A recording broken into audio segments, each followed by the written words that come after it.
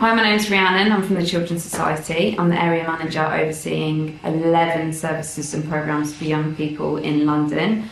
A couple of the programmes are for children who are criminally exploited in relation to county lines. So that means when children are groomed in London to go and carry drugs or weapons or money outside of London to sell in market towns and seaside towns. It's known as county lines by the police, but young people call it going country, going OT, going to the bando, going to the trap.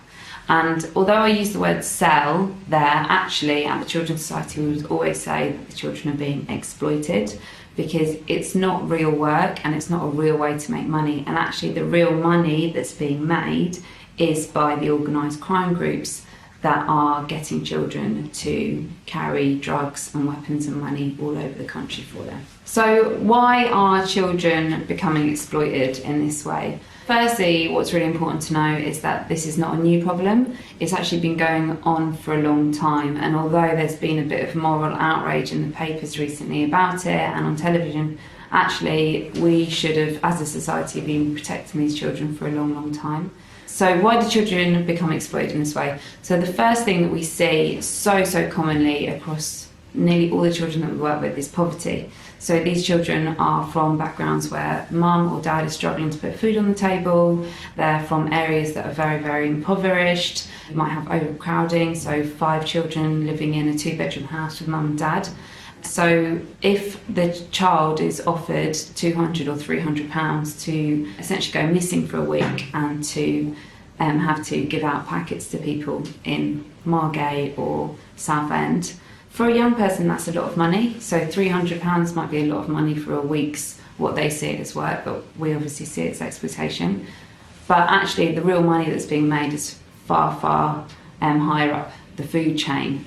And that's why it's exploitative. So even though the child is or may be receiving some type of monetary reward, actually it's still exploitation. So poverty is one of the reasons why children become exploited. But there are other things that we see commonly across the cohort of children that are being exploited. So another thing that we've seen overrepresented is children with a learning disability or a learning difficulty or a developmental disorder. So those children are particularly vulnerable, sometimes because of their condition. They might take things on face value. So if they're told, if you don't do this, this will happen to you and your family, they might really believe it and be really scared. Also, we know that SEN schools are targeted by the organised crime groups and by perpetrators looking for vulnerable children. That means that there's a lot of vulnerable children who have a special educational need that are being exploited in this way. Another group of young people that we see overrepresented in the cohort are children that have seen domestic violence within the family home when they've been growing up. We can't explain why that means that they're definitely vulnerable, but arguably if a child has had an experience in their childhood that's traumatised them, they might look for friendship in someone who actually doesn't want to be their friend at all and wants to exploit them. Other groups that are at risk that we see at the Children's Society are young carers. So a young carer is someone who's grown up as a child with caring responsibilities for either a sibling or a parent. So perhaps their parents don't speak any English and they have to do all the translation. Perhaps their parent has an illness and they have to go out and pick up medicine and look after mum and put her to bed and get her dressed. Or sometimes children grow up with parents with addiction or mental health issues, which means that they do a lot of caring. So those young carers are overrepresented in the children who are at risk of criminal exploitation. In addition to that, we also see that young people in care are also overrepresented. The same as child sexual exploitation, these children are very much at risk because maybe they've had 3, 4, 5 care placements in a year break down, and actually the only constant might be that person that actually means to do them harm but is pretending that they'll help them. So they see them as their only attachment, and that might be a person they see as their boyfriend or they see as their big brother who's looking after them, but we know of course that they're not. We also know that being excluded from school puts you at huge amounts of risk of child criminal exploitation. We know that perpetrators target pupil referral units, so schools where children are excluded from mainstream education, and we know that within those schools, children who are maybe just at risk of child criminal exploitation are put alongside children who have been exploited for many years. and actually those older children are sometimes encouraged to pass the details of the younger children to the organised crime groups. So that's a massive risk factor if a child is excluded from mainstream education. We know that in London, especially if you're black or from an ethnic minority, you're more at risk of child criminal exploitation. Because the Children's Society is a national charity and we work all over England, we know that it doesn't mean that you'll definitely be at risk of child criminal exploitation if you're black or from a minority ethnic community. For example, in Manchester, some of the young people that are exploited are white and they're exploited by white gangs. However, there are issues that affect black and ethnic minority children more than their white peers, such as structural racism and historical relationships with the police, which actually can mean that children are more vulnerable to child criminal exploitation and have more barriers to accessing support from the police or from other agencies as well. So grooming. So children may be groomed in a couple of hours, or they might be groomed over a 6-month period for child criminal exploitation. Some of the grooming can happen online. So we know that there are Instagram accounts or Snapchat accounts that are set up to advertise what happens in trap houses, to make it look glamorous, to make it look fun. And those Snapchat accounts are used to target children and make them believe that they're going to do something that's fun and is going to earn them some money. We also know that children can be groomed in their school or around their school, in their neighbourhoods, in takeaways or food outlets in the local neighbourhood, in parks. And we also know that children can be groomed kind of in transport hubs. So maybe if they leave their college and go to a train station, we know that perpetrators will access those train stations, or even shopping centres or other similar places where there's a lot of kind of public activity.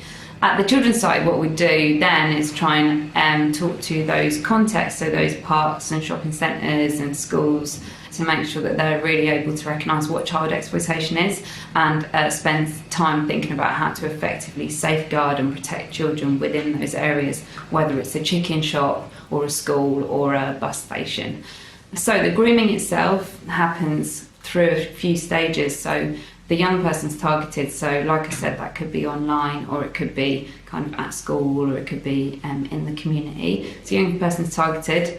Then they're made to believe that this person likes them, that this person might be their friend or wants them to be friends with them and join whatever other social activities are going on. So that might be they're invited to parties, they're talked to online, they're made to feel like they're special. Some of the people that we've worked with who have kind of exited, who are much older, like in their late 20s, they've told us that they might make a young person believe that they have one or two other young people working for them or being exploited by them, but actually they have lots and lots of children that they've been grooming.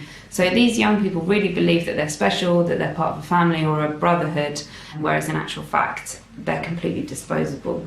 So other things that happen is in relation to debt bondage. So the young person might be given free things at first, so given weed or given alcohol or given trainers and even given phones, and actually later on, after they've been given a lot of gifts, free weed or free alcohol, then they're told, oh, you owe me now, so you need to go and deliver this package for me, or you need to go and take this to my friend. It's very, very similar to child sexual exploitation. The grooming process is very similar because it seems fun and exciting at first, but then the threats start to come into place and the young people are made to feel like they owe the organised crime group. We know that young people have been set up, so robberies have been set up. So the young person's been asked to take a package somewhere and then they've been robbed, and they believe they've been robbed by another organised crime group. So they go back and say, oh, I've lost the drugs, and then they're told, okay, well, you now owe me that amount of drugs, so you now owe me kind of 700, 800, 1,000, 2,000 pounds worth of work, even though we know that it's exploitation, it's not work. There's another thing that the organised crime groups use, which is called digital collateral. Similar to child sexual exploitation, the organised crime group or the perpetrators will collect images or film clips of young people and use it to blackmail them. So this will go online if you don't do what you're told. So young people that we've worked with have sometimes been made to do inappropriate things on camera and it's been filmed, or they've been filmed being beaten up or stripped. or made to sexually assault another young person, and then it's threatened that this will go online if you don't now go and work for me or be exploited by me for, anything up to like 6 or 8 weeks. Some of the young people that we're working with have been missing for months, and in actual fact, if you look back, there's usually been some type of incident that's happened where threats have been made.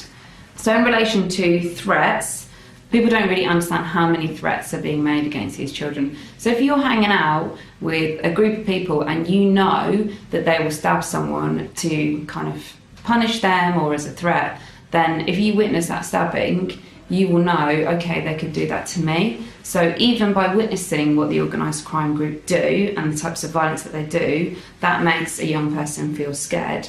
Those young people might not necessarily say to us, I'm scared, but on some level, they will know that that could happen to them if they don't do what they're told. And professionals really need to understand how much that affects a young person. So young people that we've worked with have been stabbed, they've been tortured, they've witnessed stabbings, they've been shot. Young people have been assaulted by the vulnerable adults that they've been exposed to who are high on heroin or on crack. Young people have told us they've witnessed adults having sex in front of them, that adults have tried to have sex with them, they've witnessed rapes, they've been raped, they've been sexually assaulted, and this happens to boys as well as to girls. Also, the conditions inside the crack house or inside the trap house are often disgusting, that we would never accept for a child within the family home. So cockroaches, young people have come back to London with scabies, no running water, poor sewage systems. Young people have told us there have been needles on the floor, that they've slept on mattresses covered in needles, covered in other types of body fluids as well. So if, as a social worker, you went into the family home and saw a child living in these conditions, that child would probably be taken into care. But this is happening to children, and we're not seeing it because it's in these properties, these crack houses that have been set up by the organised crime group. So cocooning is basically a name that the police have given for when the organised crime group take over a property of a vulnerable adult. So most times it's an adult who's got an addiction issue, and they're targeted because maybe the organised crime group that know that they use drugs, so they'll say, look, we'll give you free heroin if you can let us use your house. But sometimes they've told the authorities that the gang have just moved in. So adults with addiction issues, adults with learning needs, adults with mental health illnesses, vulnerable single mothers, and then also children who have left care, who are living in poverty, are also at risk of cocooning. And actually there's a load of harm that happens to those vulnerable adults as well. They're really scared. Sometimes they're not allowed to go to the toilet or eat when they want. Sometimes they're beaten up and they're abused. And if they're an addict, sometimes they're not given enough heroin, so they're kept constantly in a state of withdrawing or what's known as clucking, which renders them physically and psychologically weak. So it's very easy to have control over them. And, if it's a female, then she's at huge amounts of risk of sexual violence and sexual exploitation. So actually, we don't yet know the scale of criminal exploitation in the UK. We don't know how many children are being exploited. We don't know how many vulnerable adults' homes are being cocooned and targeted.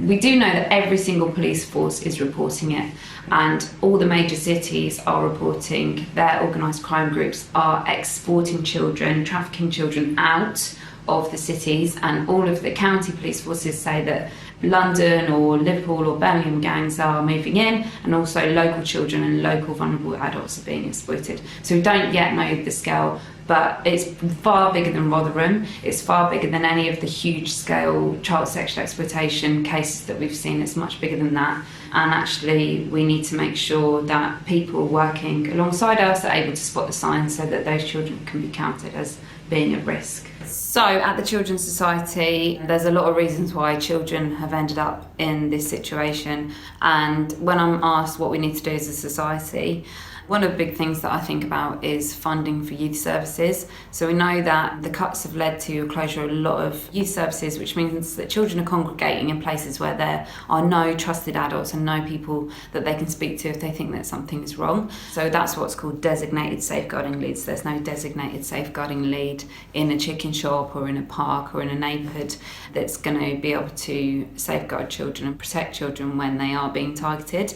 So as a society, what we need to do is, as any adult, working or being in any space like shopping centres, train stations, anything like that, any of these places where children can be targeted, we need to make sure that we are able to spot the signs and know what to do if we see something that we think is worrying. So what we should do is either speak to the police or to the security that might be working there, or we can call the local children's safeguarding board or the local authority, or speak to the local school. And actually, in the absence of lots of youth services, every adult in society now has a duty to look out for these children, because this could happen to any child in any neighbourhood of the UK. We know it's happening to loads of different children from different kind of walks of life, and actually those children who are most at risk, who are in poverty, those are the children that we need to protect the most. So we need to make sure we're not blaming them for the situation that we're in, and that we see them as victims and not criminals.